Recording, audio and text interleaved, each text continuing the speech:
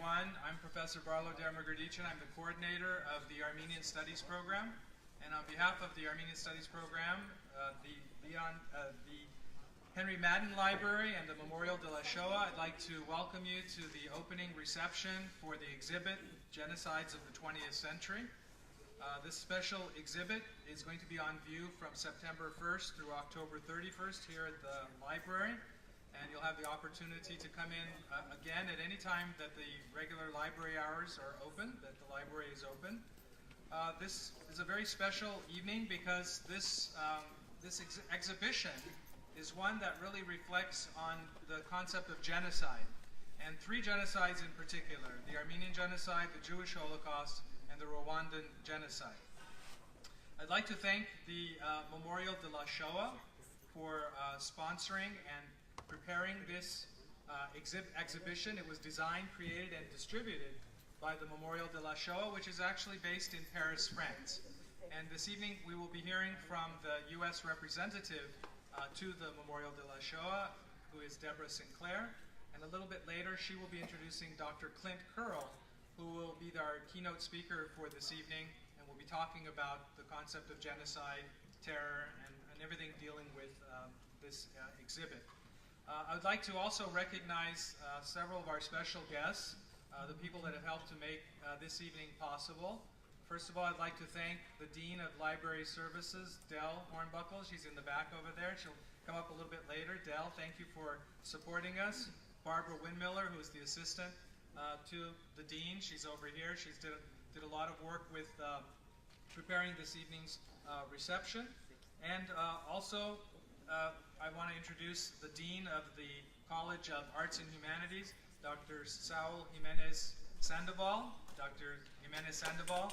The Dean is the Dean of the Armenian Studies Program. That is, his college is one in which the Armenian Studies Program is based.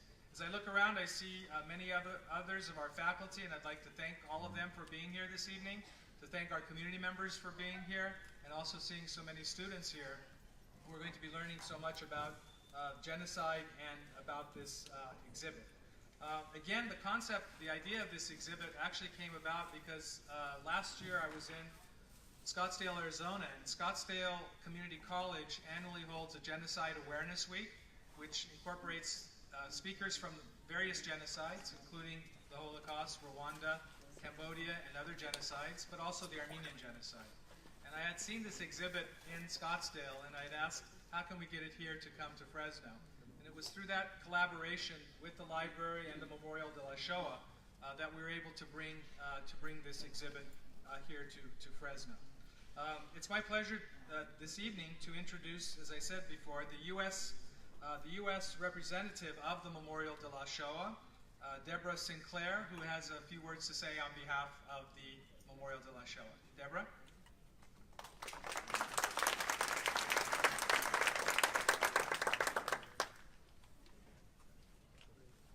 Dear friends, ladies and gentlemen, first of all, I would like to thank several people for making this project possible.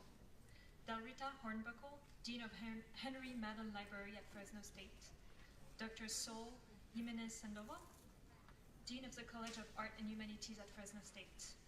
Professor Barlow Dermagerdichan, coordinator of the Armenian Studies Program and director of the Center for Armenian Studies at Fresno State. We are also grateful to Dr. Clint Curle, Senior Advisor to the President of the Canadian Museum for Human Rights, for his participation tonight and his important support for this project. I would also like to thank the Consulate General of France in San Francisco and the Cultural Services of the French Embassy for their interest and continued support in our activities. Lastly, I would like to thank SNCF, a partner of the Shoah Memorial for the last 10 years or so, for their generous support, thanks to which we were able to bring this exhibit to the US. The Shoah Memorial in France has a very long history of education, training, and preservation of the history and memory of those who perished in the Holocaust. Everything started clandestinely in 1943 in occupied France.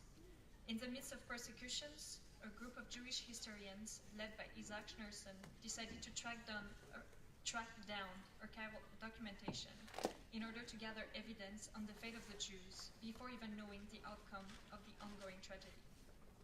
The purpose of what is then called the Center for Contemporary Jewish documentation was to conserve intact the war testimonies of these terrible times, in order to honor the memory of those who had been deported, never to return, but also, of course, in order to prosecute the perpetrators, German occupiers, and French collaborators alike.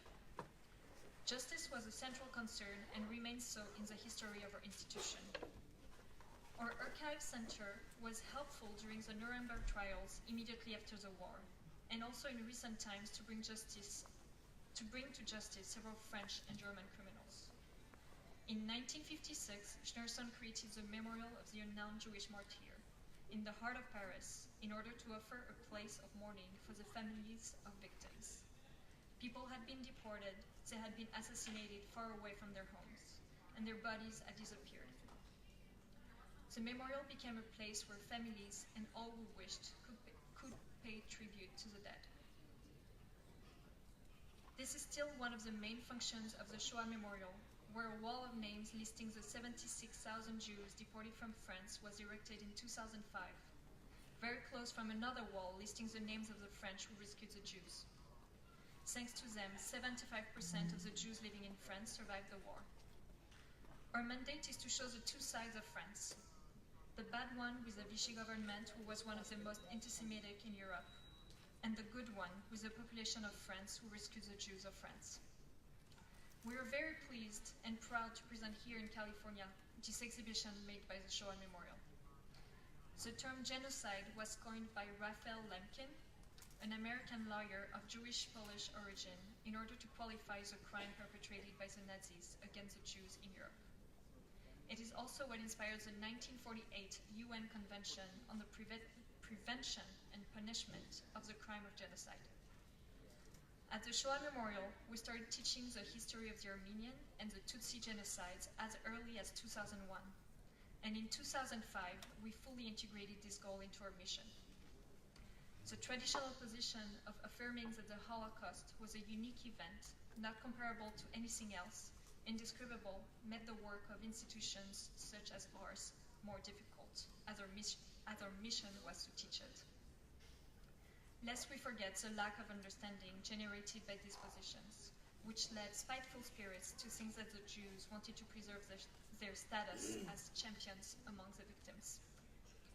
As a historical institution, putting the history of the Holocaust into perspective with other genocides in the general context of the 20th century serves as a basis for reflection on how to prevent genocides, which is all in all an important concern.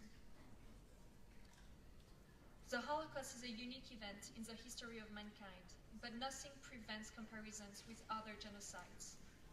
All genocides are specific, and comparing them does not take any of their specificities away. On the contrary, comparing genocides makes it possible to understand their common elements and differences, leading to a better understanding of the mechanisms of the crime and also helping to qualify it. And that is already the first step to prevention. What's most important is to compare events that are comparable. And we must remain vigilant on this, the word genocide being used nowadays to qualify any kind of abuse.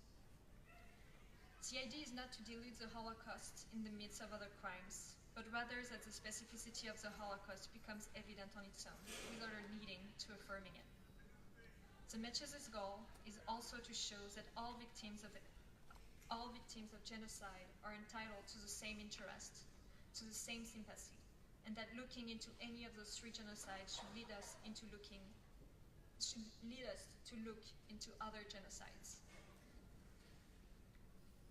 The fight against denial should lead us to fight against the denial of the Armenian genocide. Taking into account the history of genocides is a concrete response to those who try to create this dishonest and very political idea of competition between memories. As if to say that the history of the Holocaust takes up all the room and leaves none for other memories.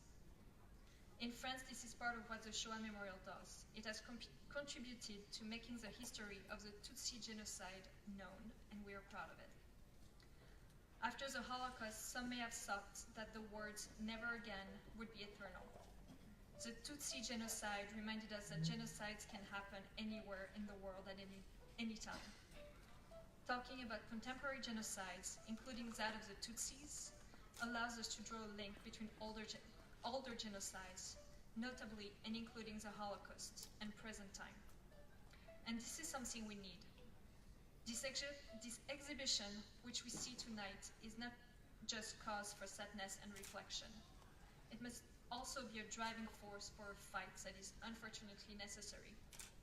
A constant fight against what is most vile in men, intolerance, anti-Semitism, and racism. May this exhibit contribute to this fight. Thank you.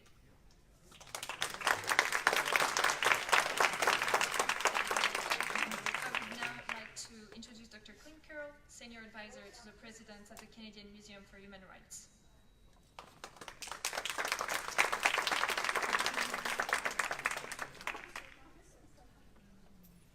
All right, is my voice amplified? Yeah. I'm using this lapel mic, so...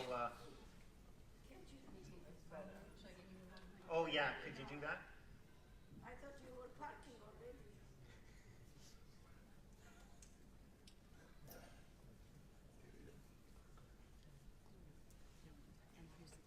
Okay, thank you very much. So thanks to La Mémoire de la Shoah, Deborah, and also Barlow. Thanks to Fresno State University for inviting me here today. So I hope you had time to look at the exhibit just over here. It's Genocides of the 20th Century.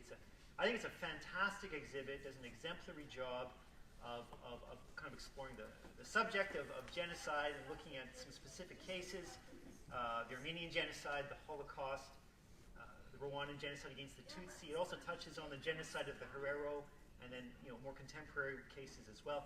Well worth your time to look at it. I'm not going to kind of recover what's in there. I'll let you browse on your own. So I'm going to add a little bit of new things, but it all meshes very, very nicely. And let me say before I begin, I wish we didn't have to have this talk. Like, wouldn't it be better to have a world where we could talk about something better? But unfortunately, as Raphael Lemkin said when they asked him, why are you so concerned about this genocide? He said, well, I'm concerned about it because it happens so many times and it keeps happening again. And so if we don't talk about it, we basically doomed ourselves to the pattern of repetition, And so I think, like me, you're very concerned about this. So it really behooves us to kind of take a little bit of time and see if we can understand what this genocide thing is, how it works, what are the patterns, if there are patterns, and maybe what we can do to prevent the next one. So that's what I want to talk about today, essentially. Where the concept came from, with special reference to the Holocaust, the Armenian genocide, the Rwandan genocide against the Tutsi, and then maybe explore maybe some areas where we maybe should focus our energies if we want to stop the next one. So that's the plan for today. I would like to leave a little bit of time at the end for questions and answers. So, Deborah, what time should we end? Like in an hour. So, like, we'll try to end at 8:30. Does that sound okay to everyone? Okay, we'll do that. Just a few words about myself. So I'm a senior advisor, as Deborah said, at the Canadian Museum for Human Rights. That's where I work. Pretty nice digs. Yeah, it's a new museum in Canada. It's a national museum. Opened in 2014. So just that's 2.5 years ago, really. And we look at the subject of human rights. It's a fantastic museum. But I started there as a curator. I was the curator of all the international sections of the museum. So I worked on a gallery on the Holocaust, a gallery on genocides called Breaking the Silence, another gallery on the growth of international human rights law since the Second World War. So those are the areas of my specialization. I'm a lawyer, and I'm also cursed to have a PhD. But I'll do my best to hide those things as I talk. So it was 70 years ago, the United Nations passed the Convention on the Prevention and Punishment of Genocide. It was December 9th, 1948, it came forward. So 70th anniversary coming up this December. So it's a good time for us to reflect and think about what genocide is and how it works. So I'd like to begin really by just talking about terminology, because I think terminology is really important here. It's also kind of confusing when you're just trying to understand this stuff. We hear these words all the time on the television and on the internet. So you have genocide, crimes against humanity, war crimes, mass atrocity crimes. Sometimes you hear this phrase, ethnic cleansing, right? You've heard these things, right? And they're horrible words, aren't they? And it's interesting to think where these words came from. They're all fairly new. The very first word, the very first term that we had really was crimes against humanity. Right? I mean, these things have been happening for millennia. I mean, groups have been attacking groups, trying to eradicate other groups. But really, around 100 years ago, there was a sea change in the way people began to think about this. And it really began with the Armenian genocide. So back 100 years ago, right around the kind of First World War, and the exhibit does a really good job of kind of talking about the Armenian genocide. What happened in the Ottoman Empire was that there was a concerted attempt led by the state, the Young Turks, with support of civil society, to eradicate Armenians from the Ottoman Empire. Now, at the time the Armenian genocide happened, no one called it the Armenian genocide because the word genocide hadn't been invented yet. Right? But people were aware of what was happening. It wasn't done in secret, though there was attempts to cover it, but there were ambassadors to Armenia. Right? Like Ambassador Morgenthau from the United States was in Armenia. And he was, raising alarm. Something's happening. There's massacres of Armenians happening in the Ottoman Empire. There were missionaries in Armenia. They were raising alarm. They were telling people what was happening. There was even Germany and Turkey were allies at the beginning of the time in 1915-16. There was a German medic named Armin Wegener who was secretly taking photos of the massacres and sending them out. He was leaking them out to the press, smuggling them out in kind of a special belt he had, and getting them out. So people were aware. People were aware of what was happening in Armenia. But what was funny at the time, there was sort of no really clear international law criminalizing what was happening in Armenia. It was happening within the borders of the Ottoman Empire. International law was based on the doctrine of the sovereignty of nations, so that each nation had to respect the other nations. They couldn't interfere internally, right? It was the whole basis of international law. So there was no law. So I mean, the world responded big time, but the world responded in ways like this. These are all posters from the Near East Relief Society, and it was all this big campaign by civil society to help Armenians. They actually raised over $1 million in the United States. But what's interesting about this campaign is that it was entirely premised on charity. Right? Charity. Right? Help the poor Armenians.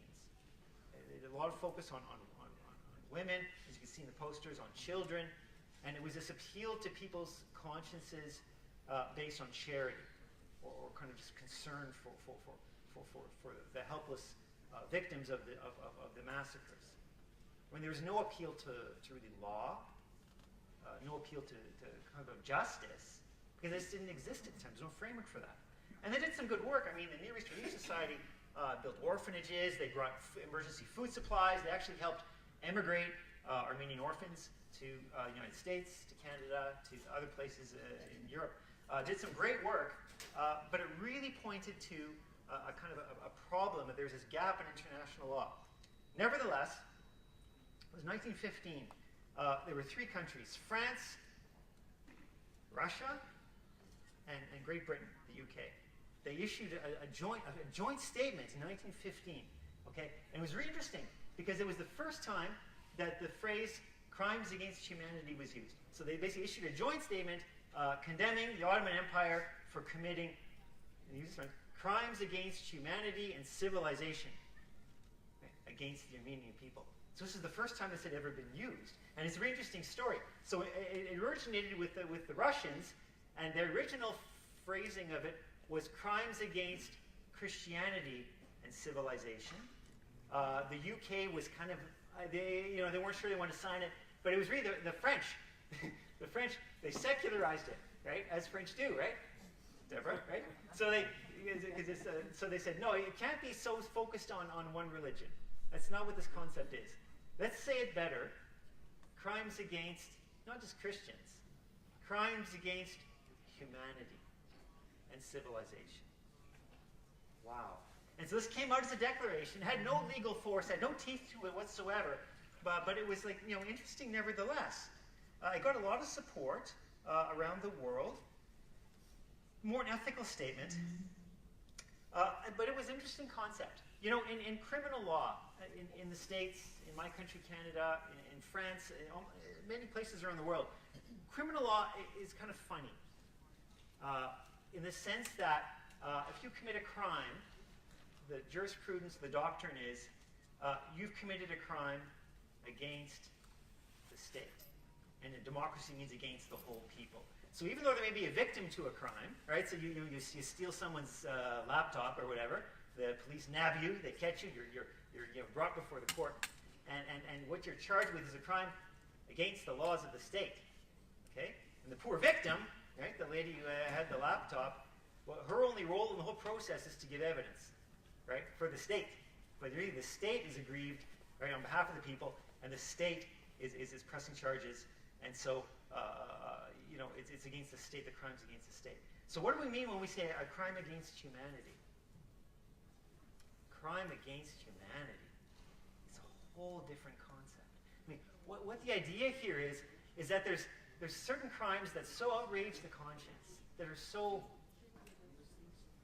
affronting to human dignity, that it's not just a crime against the victim group. It goes beyond that. Right? It's a crime against all of humanity. Because what was done was so horrific. It's so terrible that it was like if it goes unpunished, if it goes unregarded, it's an attack on what it means to be human. Cheapens what we mean by human. So this is the concept that they were kind of reaching toward in 1915. Not a law, but a really interesting concept. Okay? And got strong international support. Then you had this period of League of Nations, which was really, I don't want to talk about it. Right? They made attempts to do minority protections during that period between the First and Second World War. Basically a failure. Right? It didn't work. There was treaties made about minority protections and so forth. But it really was the Second World War that provoked really significant changes in international human rights law. Okay? After the two world wars, after millions and millions of people being killed, civilians, after the Holocaust, 6 million Jews were murdered, Roma were murdered after Nazi persecutions of many other groups, such as homosexual men or persons with disabilities, trade unionists, we can make a big list there. After the failure of the League of Nations to make peace, all these failures, we need to try something else to create a foundation for security and justice in the world. And so in this period, right after the Second World War, 3 big things happened legally. Right? The first one was the Nuremberg trials, where the Allied powers, the winners of the Second World War, put on trial people who had command responsibility in Nazi Germany. Right? So trials for that. The second big thing happened was the passing of the Genocide Convention in 1948. The third one was the creation of the Universal Declaration of Human Rights, which was actually brought before the General Assembly of the United Nations one day after the Genocide Convention. So that was December 9th, 1948. I'm not really going to talk about that because I don't have time. So we're just going to talk about Nuremberg trials and then the Genocide Convention. So Nuremberg trials are really, really, really interesting. Okay? So they wanted to try by law the Nazis. Okay? And it was funny. It was interesting. There was debates at the time because some people said, "What? Try? Line them up against a wall and shoot them." Be a trial, right? Joseph Stalin was all for that. It's easy to solve this one, but no, they wanted to have the rule of law need to be reimposed and reestablished in Europe. So we're going to have a trial. But the problem was, from a legal point of view, the Nazis, like the Nazi Germany, what laws did they break? They actually changed the laws and used the laws themselves as a weapon of genocide. So, for example, I mean, you have the Nuremberg laws. I mean, the Nuremberg trials in the same town, the Nuremberg laws. Gives you a sense of it. So, I mean, in 1936, I think it was, Nazi Germany created laws that basically stripped Jews of citizenship in Germany. Okay? They created laws that prohibited a Jew from marrying a non-Jew, against the law.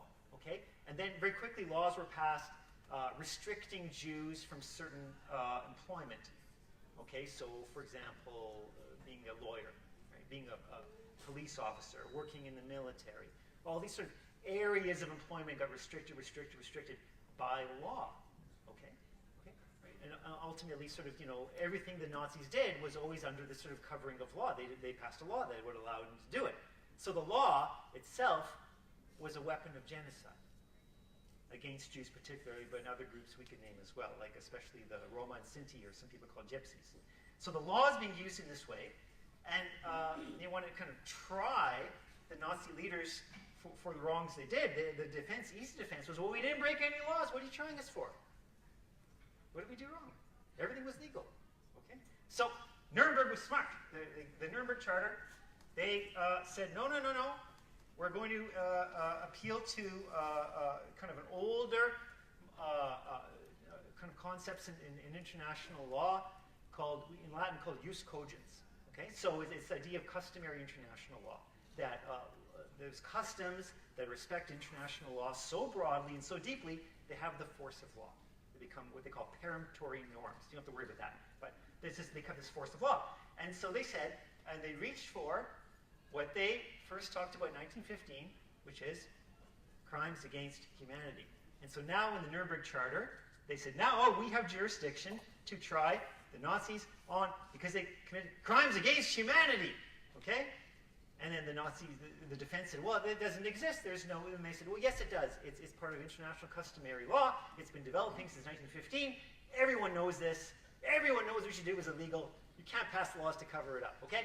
Right? So there you go. And so this is how they define crimes against humanity: murder, extermination, enslavement, deportation, other inhumane acts committed against any civilian population before or during the war, or persecutions on political, racial, or religious ground, and execution of or in connection with any crime within the jurisdiction of the tribunal, whether or not in violation of the domestic laws of the country where perpetrated. That's really important. Didn't matter if they passed some crazy Nuremberg laws that prohibited, Jews from marrying non-Jews. Didn't matter, because he's bigger. There's a higher law here, crimes against humanity. They also mention war crimes. I mean, war crimes are important. They're a bit older, beginning with the Hague and the Geneva Conventions. And they just kind of re-ratified them because some of what the Nazis did was actually war crimes as well. And here, I won't read it all out to you, but essentially the concentration camps and occupied territories, those were war crimes. You can't enslave a population to force them to work when they're civilians during war. That was illegal for a long time. That was already, end of the 19th century, it was illegal. So all these were sort of ratified and established there. Okay. So that's sort of how crimes against humanity sort of entered into the legal framework that we have today. We haven't yet talked about genocide. And genocide wasn't very big in the Nuremberg trials, but it came out, it's got sort of a different history, a different genealogy. And it starts here. Do you know who this is a picture of? Winston Churchill, exactly. Okay, so this is really interesting.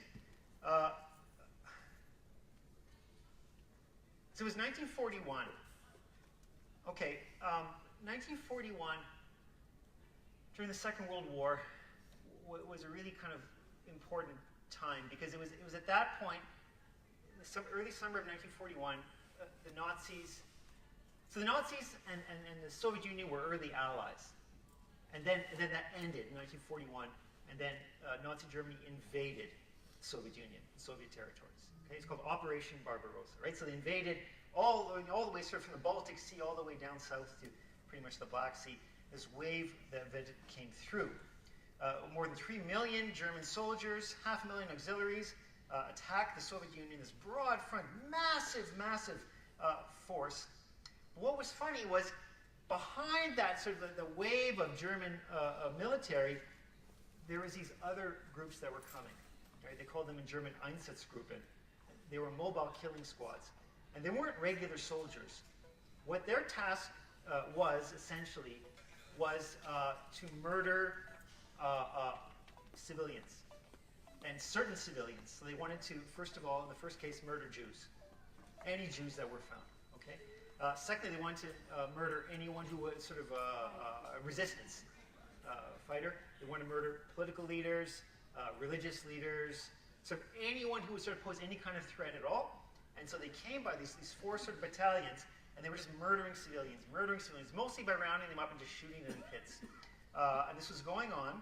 But what happened was this sort of breakthrough in what they call cryptography. So this happened. So this sort of began in early summer, 1941, and then in I think it was June. Yeah, no, it was July. July 1941. The Allies, they broke the German code. So the Germans had this crazy machine called an Enigma machine. This was an encoding device. There was a movie, I think, made about this, right? What was it called? Imitation Game, right. So it had this incredible machine that would encode messages. And so this was amazing. And so what the orders were coming out of Berlin to all the different operations the Nazis had, and they were just flying over the airwaves, but they were encrypted so well that nobody had any idea what was going on. And this was enabling the Nazis to just advance so quickly with this amazing communication. And then in the summer of 41, they broke the code. Okay? They actually manufactured like a fake Enigma machine, and they replicated it perfectly, so they're able to figure out. And it was at that point that everybody realized what was going on the Eastern Front, that these murders were happening. Okay?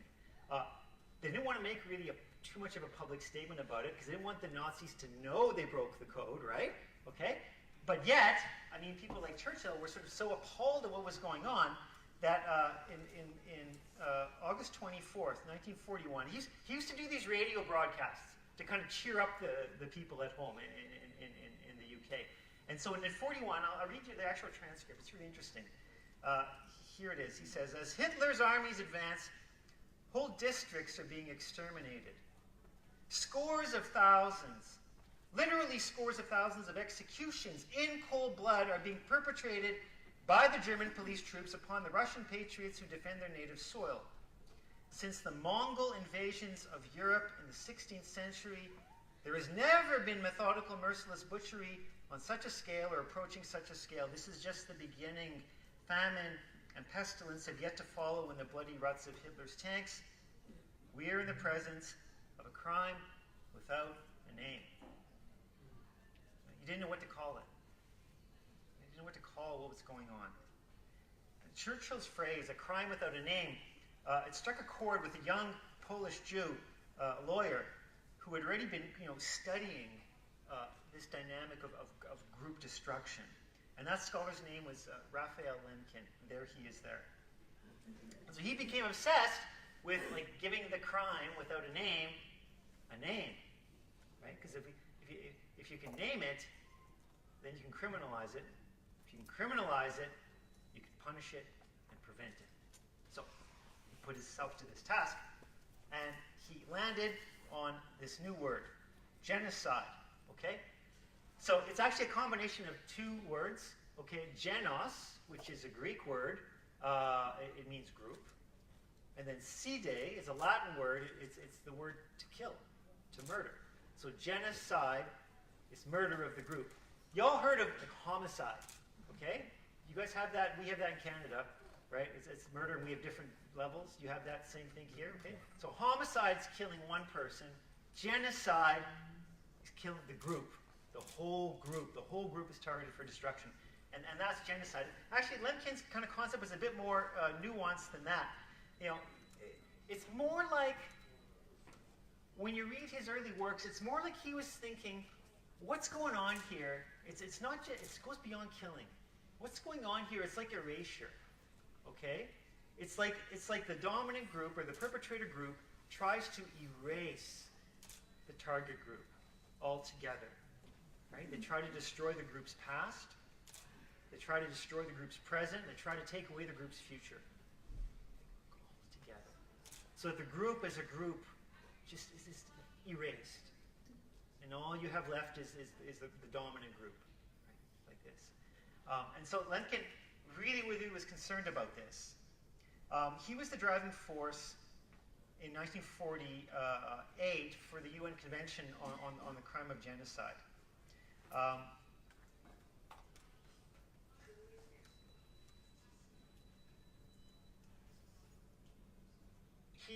The way he thought about genocide, he said, you know, these things, they follow a pattern.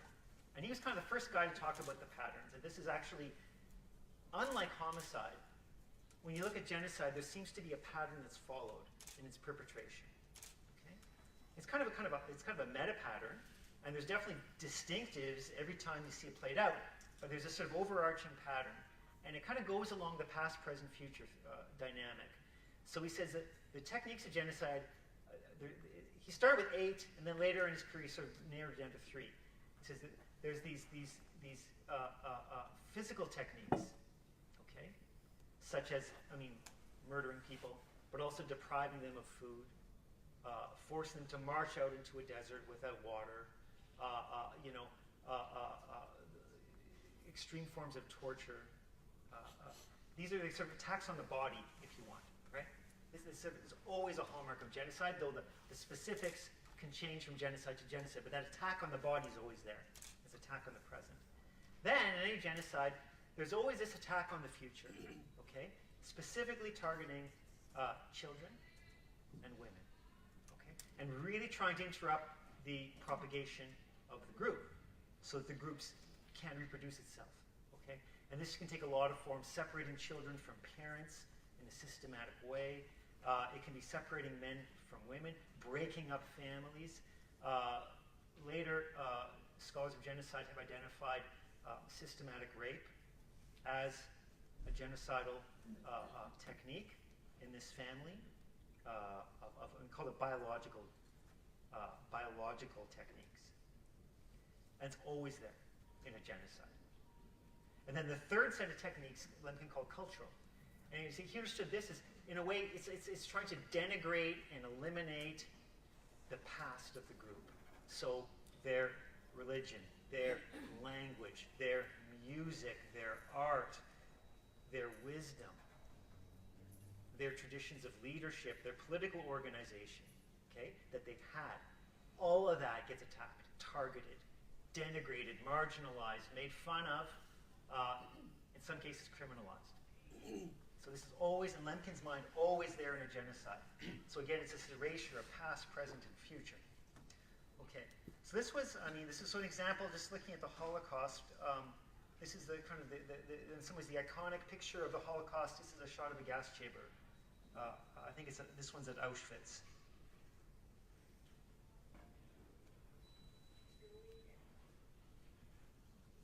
Also at Auschwitz, when people were brought there, the first thing that happened is these trains unloaded. Has anyone been to Auschwitz? Yeah, so you've been there. You've been to the site where the trains unload. And there's this open square. It's almost an open space. And what would happen there is people were immediately separated, okay? Like divided. Men from women, from children. And then sick from healthy. Like chop, chop, chop, chop. Everyone's divided. Everyone's separated. Families ripped apart. First thing they do, rip apart the family. And then this is from, these actually are photos of scrolls. They were desecrated during what we call Kristallnacht. This was in 1938 in Germany and Austria. There was this sort of widespread attack on Jewish homes and synagogues and businesses, kind of a precursor to the Holocaust once the Second World War started.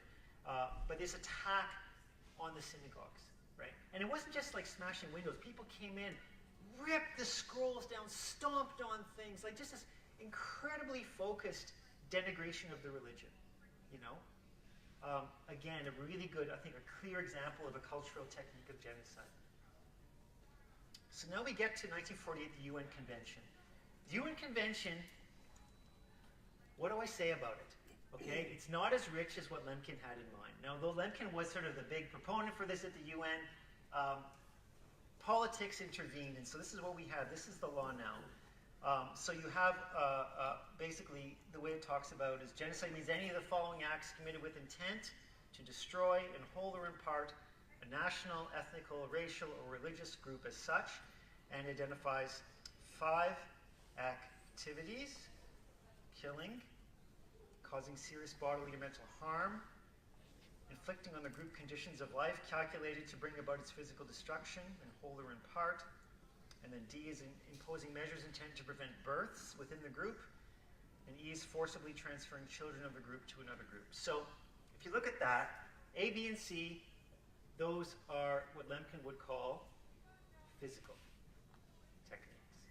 D and E are what Lemkin would call biological techniques. And cultural techniques, they're erased. And there's been a lot of kind of research on why that happened. Mostly it's because actually so many of the countries at the United Nations at the time had colonies. Okay? And they thought, oh boy, right? If we sign on to this, we're actually going to be guilty, right? And so this was what sort of the negotiated document. And it kind of, I think it's this sort of the shadow of colonization is really over this document in a big way, and remains so. I think just a few words about this document.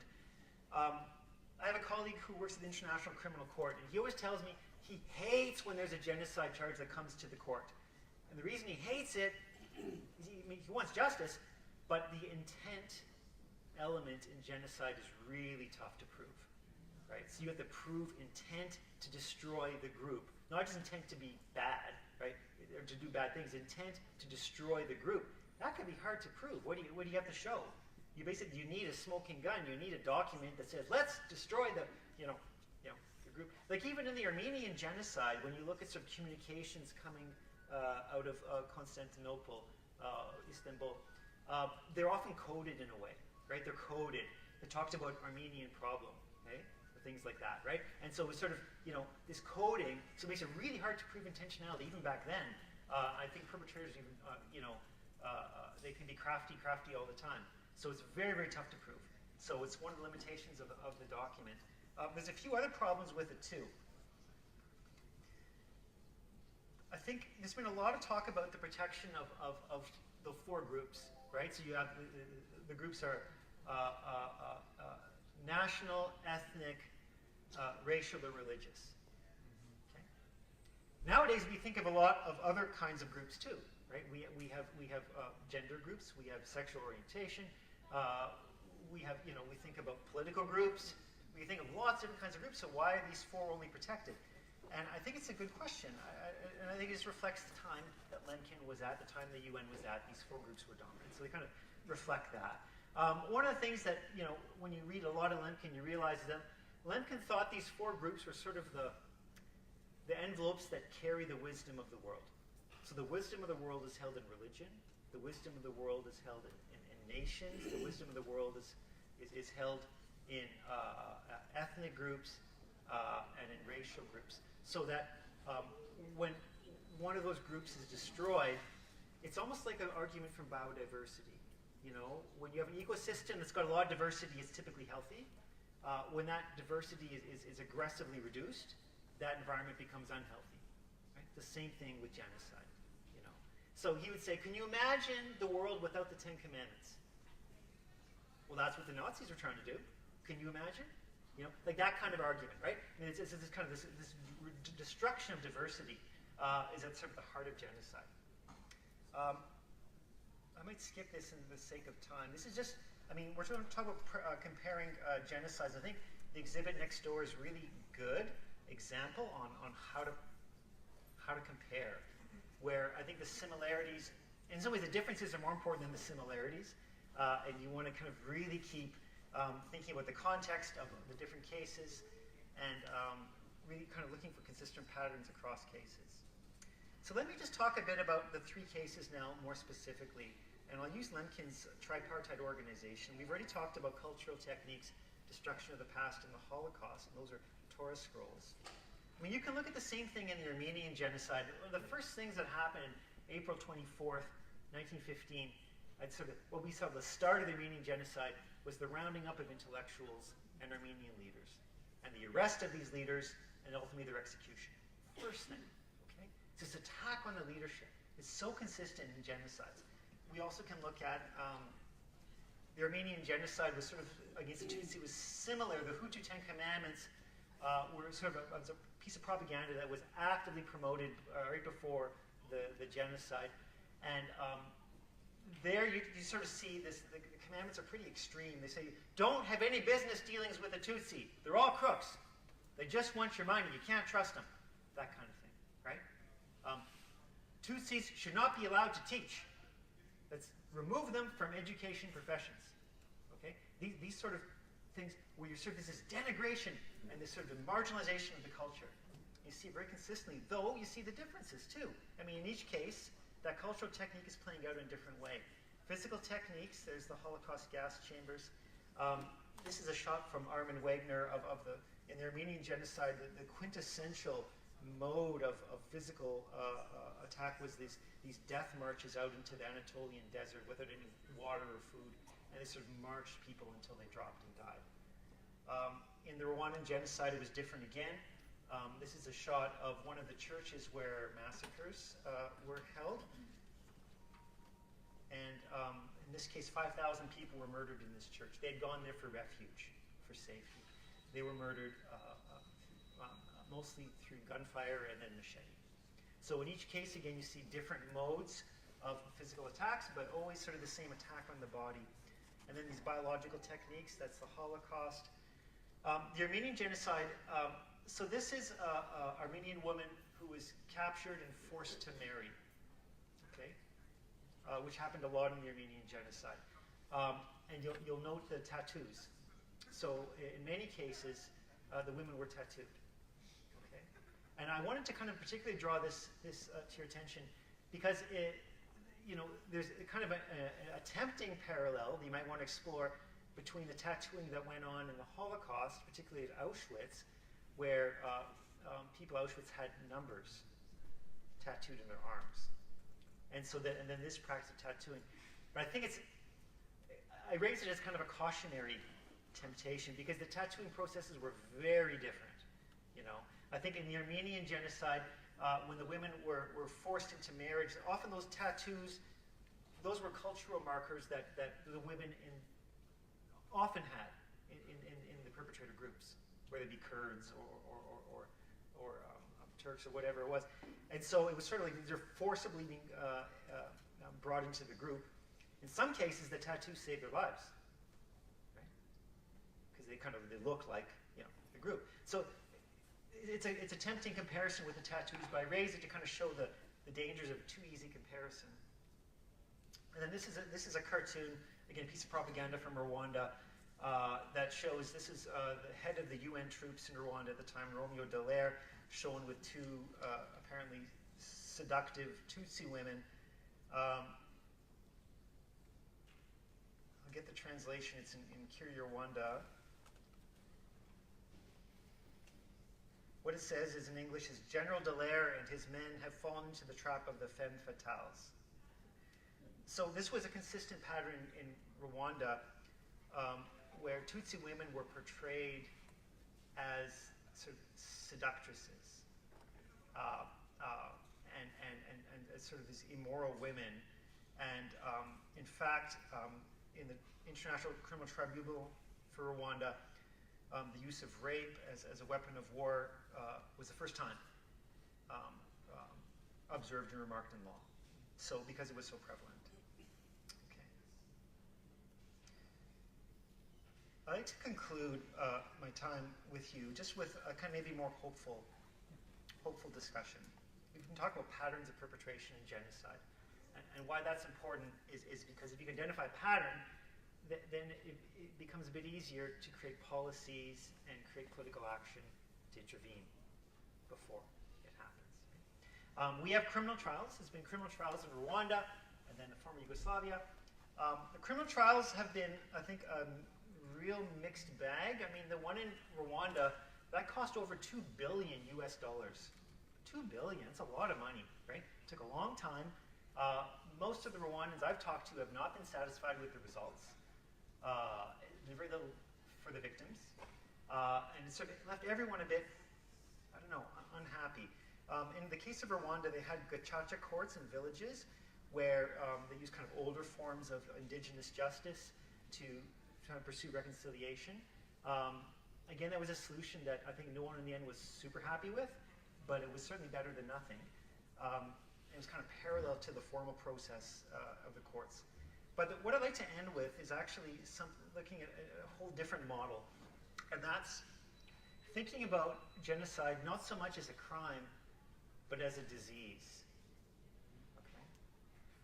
And I'd like to use for an example the struggle to eradicate polio from the world. You know,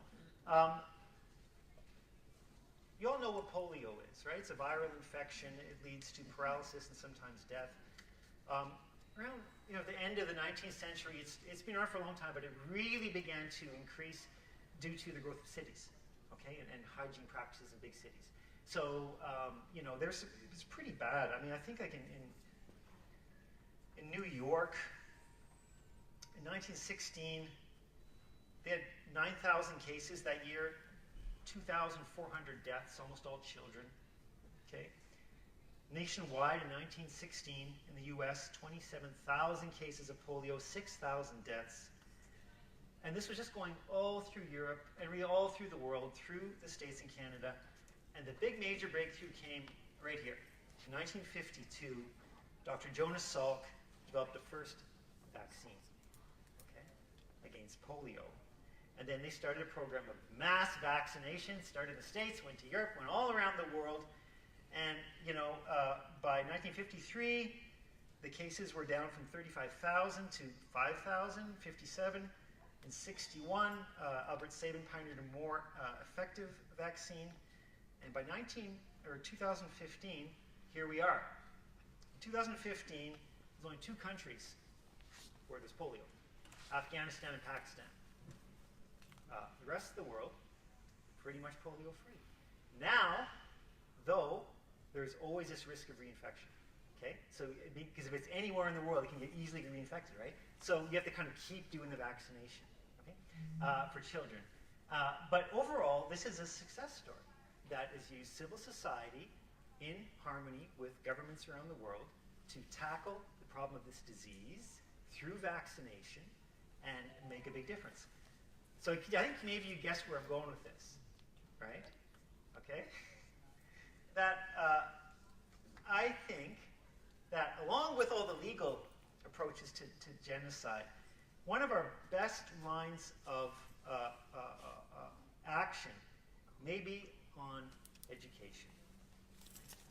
Do you think it's possible to create a lesson plan or to give children an educational experience that helps them develop an inner resistance to the germ of genocide?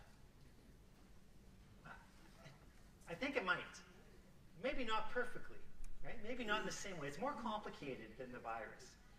But I think, and this is my experience working in basically human rights education for the last 20 years, that if we think of it this way, that we think of, say, an exhibit like the one we have here as a vaccination, okay? Right? And you get to the kids pretty early on. And with polio, I mean, usually it's like not just once. You get 3 vaccinations. I did anyway. Still got marks on my arm from it, right? Right. And what you do in the vaccination is you give the children. It's like a benign version of the virus. It's like a mini experience of the real thing, okay?